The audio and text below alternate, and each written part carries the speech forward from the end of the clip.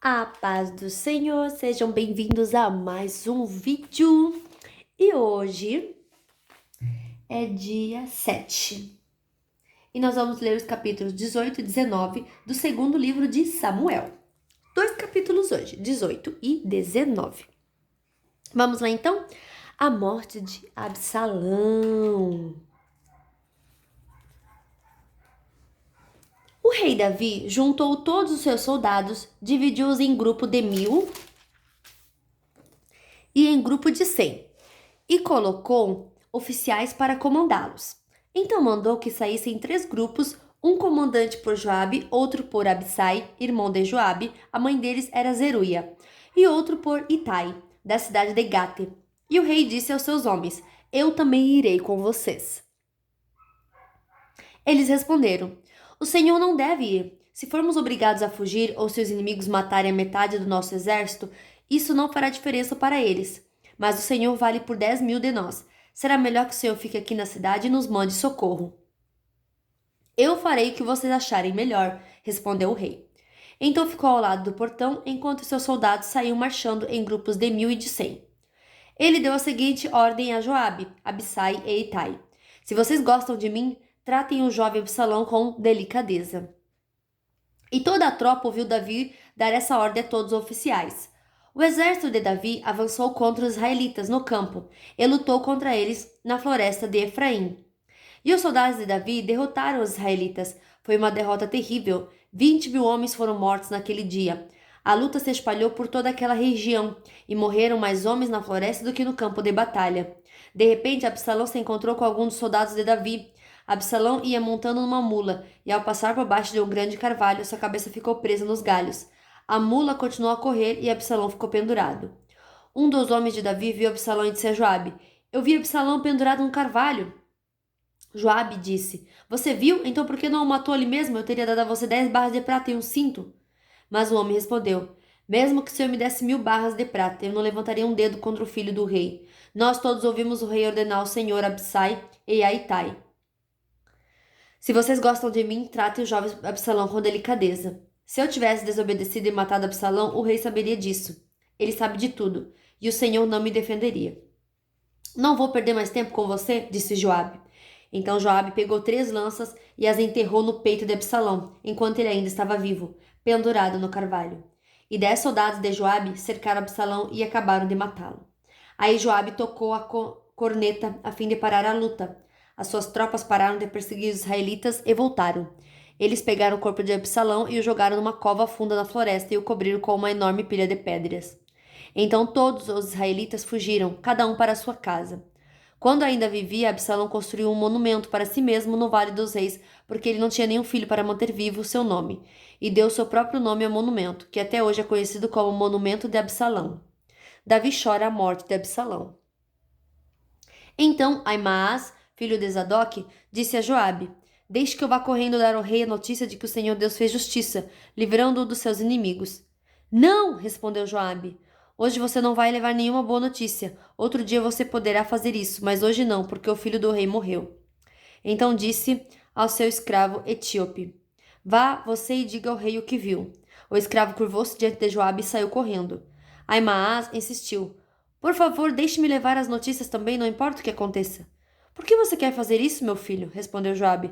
Você não receberá nenhuma recompensa por isso. Aconteça o que acontecer, eu quero ir, repetiu Aimaas. Então vá, respondeu Joabe.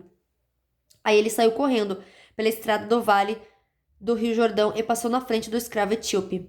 Davi estava sentado entre o portão que dá para fora da cidade e o que dá para dentro.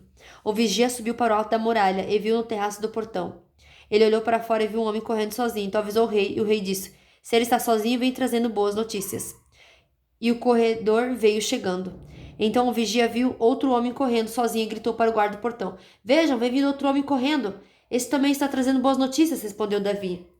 Pelo jeito de correr, o primeiro homem deve ser Aimaas, filho de Zadok. Ele é um bom rapaz, disse o rei, e deve estar trazendo boas notícias. Aimaas gritou para o rei: Tudo vai bem! Então ajoelhou-se diante dele e encostou o rosto no chão, dizendo: Que o Senhor, seu Deus, seja louvado, pois lhe deu a vitória sobre aqueles que se revoltaram contra o Senhor. O jovem Absalão está bem? Perguntou o rei. Aimás respondeu. No momento em que o seu oficial Joabe me mandou vir, eu vi uma grande agitação, porém não sei dizer o que era. Fique de lado e espere, disse o rei. Ele ficou de lado e esperou. Então o mensageiro etíope chegou e disse ao rei: Ó rei, eu tenho boas notícias para o Senhor. Hoje o Senhor Deus lhe deu a vitória sobre todos os que se revoltaram contra o Senhor. E o jovem Absalão está bem? Perguntou o rei. O mensageiro respondeu: Eu gostaria que o que aconteceu com ele acontecesse com todos os inimigos do Senhor e com todos os que se revoltam contra o Senhor. Então o rei ficou profundamente triste, subiu à sala que ficava por cima do portão e começou a chorar. Ele andava para lá e para cá e gritava: Oh, meu filho Absalão! Absalão, meu filho! Eu preferiria ter morrido no seu lugar, meu filho! Capítulo 19. Joabe repreende Davi.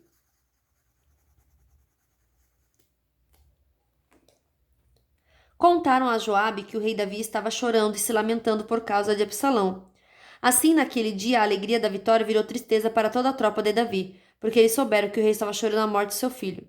Eles voltaram a entrar na cidade em silêncio, como fazem os soldados que fogem da batalha envergonhados. O rei havia coberto o rosto e gritava alto: Oh, meu filho, Absalão! Absalão, meu filho! Então Joabe foi à casa do rei e lhe disse: Hoje o Senhor humilhou seus soldados, aqueles que salvaram a sua vida, a vida de seus filhos e filhas e a vida de suas esposas e concubinas. O Senhor odeia os que amam e ama aqueles que o odeiam, e mostrou que os seus oficiais e seus soldados não valem nada para o Senhor. Eu estou vendo agora que o Senhor ficaria muito feliz se hoje Absalão estivesse vivo e todos nós estivéssemos mortos. Vá agora e dê uma palavra de elogio aos seus soldados. Se não fizer isso, eu juro em nome de Deus, Senhor, que amanhã de manhã nenhum deles estará do seu lado, e esse seria o pior desastre de toda a sua vida. Então o rei se levantou e foi sentar-se perto do portão da cidade. Os seus soldados souberam que ele estava lá e se reuniram todos em volta dele. Davi começa a volta para Jerusalém. Enquanto isso, todos os israelitas tinham fugido, cada um para sua casa, e em todo o país eles começaram a brigar. Eles diziam: O rei Davi nos livrou dos nossos inimigos, ele nos livrou dos filisteus, mas agora fugiu de Absalão e saiu do país.